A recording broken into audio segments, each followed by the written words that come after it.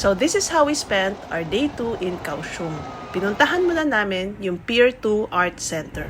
And nagkataon, may music indie rock festival kaya ang daming tao. Kaya ayan, nagsayaw-sayaw muna kami. And then nagtanghali na, so medyo mainit na yung araw, pero malamig naman yung hangin. Sobrang sarap tumambay dito.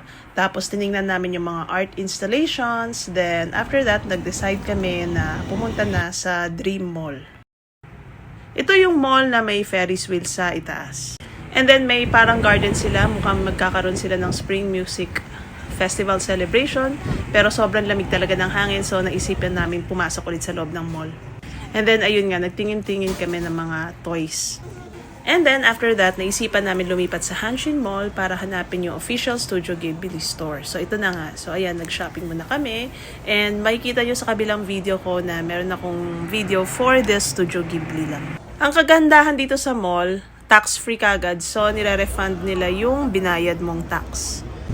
Then, nung hapon, dumiretso na kami papuntang Sijin Island. Mabilis lang umandar yung pila kasi parang every 5 to 10 minutes may bagong barko na dumarating. Then yung biyahe parang mabilis lang. Siguro mga 15 minutes nandun ka na sa Sijin Island.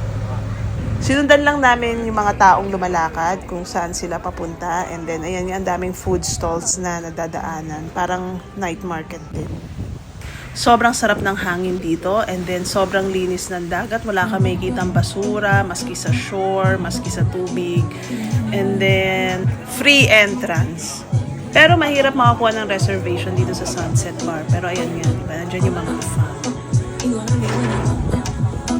Tapos dito ko na-try super sarap na pusit nila tsaka yung ice cream na nakabalot sa lumpia na may peanuts tsaka cilantro sa loob. Ang sarap. Yun lang, then bumalik na kami ulit sa hotel.